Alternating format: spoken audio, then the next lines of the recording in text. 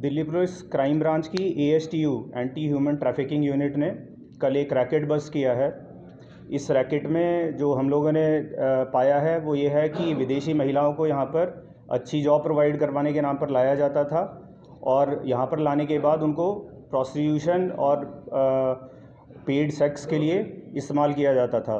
इस दौरान हमारे पास जो सूचना मिली थी वो करीब 1 महीने पहले हमें इसके बारे में जानकारी मिली थी, जिसको टीम ने बहुत डिटेल में जाके सूत्रों से और लोकेलिटी में इंक्वायरी के तहत उसको वेरीफाई किया और फिर एक डिकॉय कस्टमर के को इस्तेमाल करके वहाँ पर भेज करके और तब हम इस रैकेट को बस्ट करने में कामयाब हुए हैं।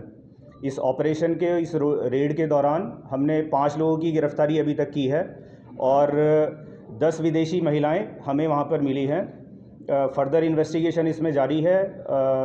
उम्मीद है कि इससे संबंधित और जो बहुत सारे लोग हैं जो इस तरह की गतिविधियों में शामिल हैं, उनको हम इस चेन को आगे बढ़ाते हुए हम ढूंढ पाएंगे और उनको भी फर्दर गिरफ्तारियां करेंगे।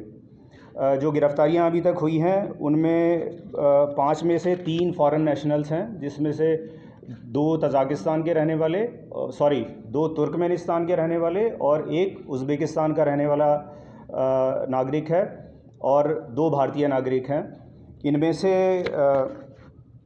जो टीम काम कर रही थी क्राइम की ASTU की, उसमें से इंस्पेक्टर प्रमोद कुमार और इंस्पेक्टर प्रदीप कुमार, ये 2 इंस्पेक्टर साहिबान की टीम ने इस पर लगातार काम किया है करीब 1 महीने में, तब हम इस रैकेट को बस्ट करने में सफल हुए हैं।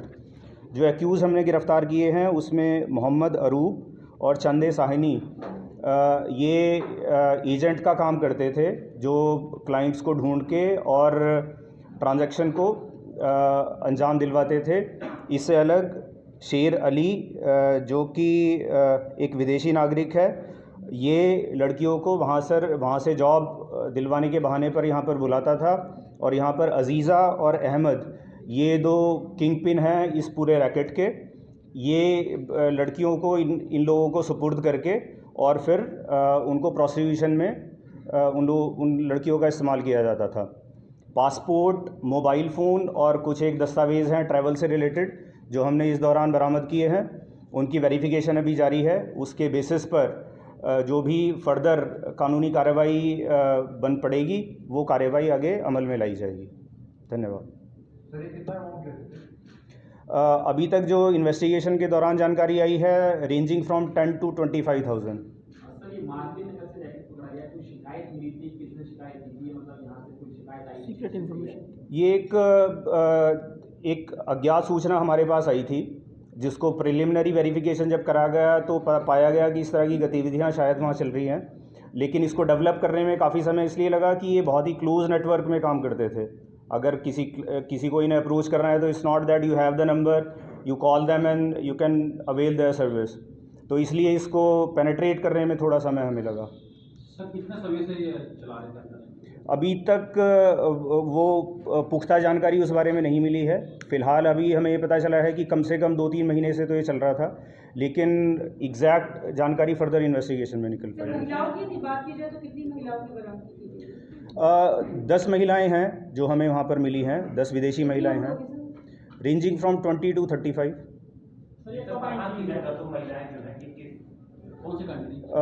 अभी तक वेरिफिकेशन उनका सभी का नहीं हुआ है, लेकिन जितनी प्रिलिमिनरी जानकारी हमें मिली है उसके हिसाब से सभी वो उज़्बेकिस्तान के रहने वाली हैं।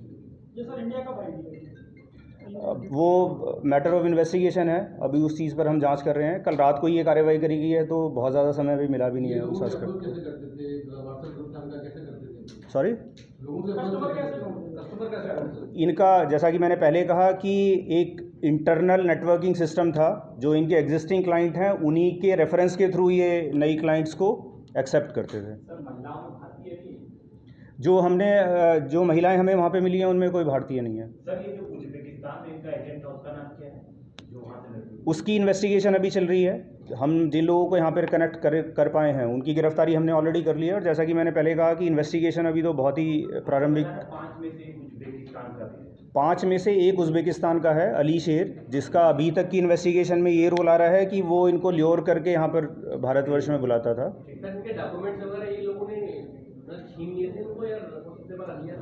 अभी कुछ एक पासपोर्ट हमें मिले हैं, लेकिन वो इन सभी के हैं या किसी और के हैं उसका वेरिफिकेशन अभी इन प्रोग्रेस है, तो वो जानकारी आप लोगों को जैसे क्लियर हो पाएगा वो दी जाएगी। इसके पीछे एक बड़ा सिंडिकेट भी हो सकता है कि कोई ऐसा है कि आप बैकअप अभी उस पहलू की जांच हो रही है, किस लेवल का इनका फाइनेंशियल स्केल किस लेवल का है या किस जगह के या कितने लोग शामिल हैं, वो अभी मैटर ऑफ इन्वेस्टिगेशन है। डिटेल्स जैसे आती रहेंगी आप लोगों के साथ शेयर करते रहेंगे। सर ये कहा जाएगा इसमें कि ये जबरन देह व्यापार करवा रहे थे लड़कों से? अभी इस स्टेज पे ये कहना उचित नहीं होगा। इन्वेस्टिगेशन में अगर इस तरह का कुछ आता है तो जो फर्दर एक्शंस ऐड करे जाने चाहिए वो फिर ऐड करे जाएंगे। क्या ये लग रहा था कि